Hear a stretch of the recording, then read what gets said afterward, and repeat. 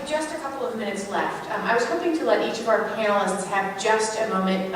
If you could have a wish, granted your wish today, with respect to the 2,000 participants in Netroots Nation and their ability to help you move policy, what would that wish be? Congressman Perriello, would you like to start? Oh, wait, hold on, sorry, we have a sound problem again. How about now? Oh, perfect. Alright. My wish would be that this community take a bigger role on, or continue to take a role on the issues, the substantive issues of economic populism. Sometimes this group gets accused of being, say, the left wing of the party. My experience is that compared to people in the media, folks in the room today are much more likely to know someone who's lost their job, someone who's on a hard time, someone who might be in credit card debt from a healthcare bill. And I think part of the problem in Washington is that you do get elites in both parties who are increasingly out of touch with the struggles of working and middle class folks. So when it comes to trade issues or manufacturing issues, or the idea of our need to build things, make things, grow things, again, the idea to go after the nickel and diming of middle class and working class folks, the biggest power players in the party, the ones who write the biggest checks, are often not the ones that are pushing that kind of an economic agenda. All the people on this panel have worked hard for investment and job creation, and sometimes it's not the sexiest issues, say the culture issues or other things that make headlines more easily. But for the everyday lives of people in this country right now, these issues are a very big deal. And I think to the extent that this community, which tends to be more spread across the country, more in touch with those everyday struggles, I really think we can do more to try to bring that reality into the political debate that most of the political pundits just, don't live in that world, don't go home to that every weekend.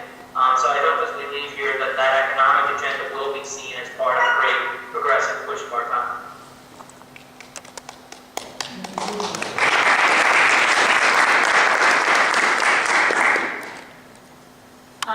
I think, and this may not be an appropriate wish or a wish that's within the scope of Daryl's work, but I have seen it in a couple examples and have been really proud of it and seen it work well, which is I think there's some room for progressive activism to fight against extreme right-wing activism and the right-wing media, and that is extremely helpful to members of Congress and everyone in DC who are fighting not only against people who legitimately disagree with them on issues, but people who are misinformed and so disagree because they have their facts wrong. So I think there's room sort of around in the media to fight against the misinformation.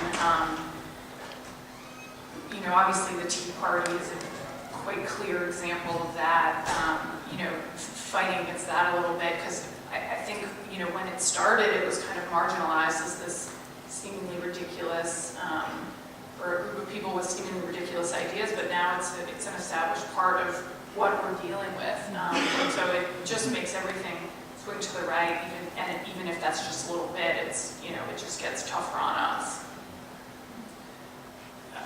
I would hope that the movement continues to understand that what we're trying to do is supposed to be hard. It's supposed to be difficult. That the system that we've set up is a system that reinforces and protects and defends the status quo. And what I worry sometimes is that people that come into the Netroots community, that people come into the progressive advocacy community, when they don't get an immediate victory, and that immediacy sometimes isn't measured in months, sometimes it's measured in years, that they walk away, that the frustration level builds rather quickly. And I think we have to have an understanding of how difficult it is to do these things, and sometimes how long it does take. The other side absolutely wants to use the process to try to create frustration, to make us walk away. There's an enormous victory for them to simply postpone victory and postpone a positive outcome, because they know that the longer they extend something, the more likely it is for advocates to just say, this is too hard, I'm going to pack it up and go home.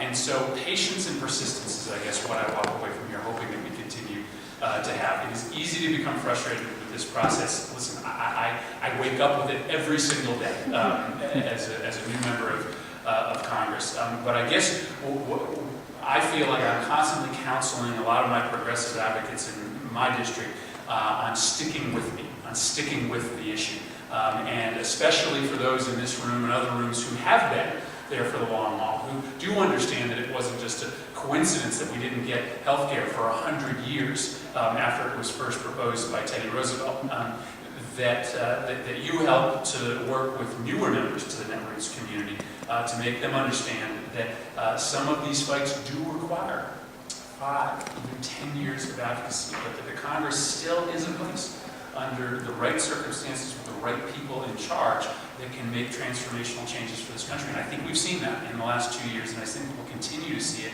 if we allow for the kind of persistence and patience that we desperately need.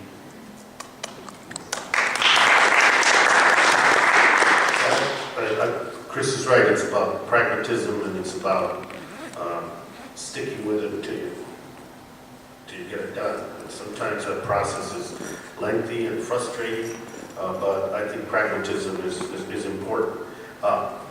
If I had something I would wish for the community, that community for the future, and for our survival as well as progressives in Congress, is that there's a big difference between fighting for a cause and cynicism.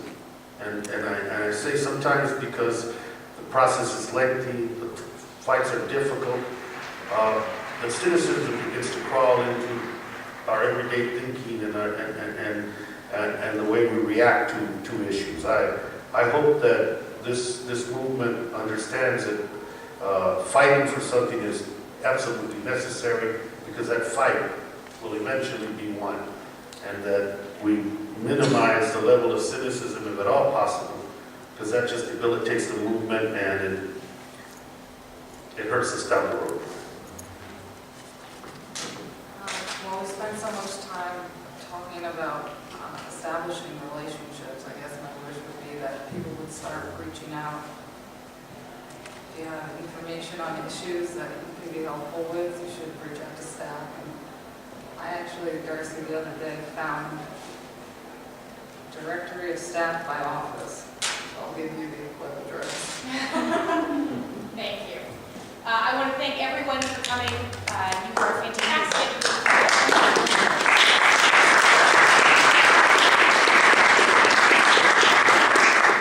And if you all need to kind of thank our panelists, both in person and virtual, they are some of our best champions in the United States Congress.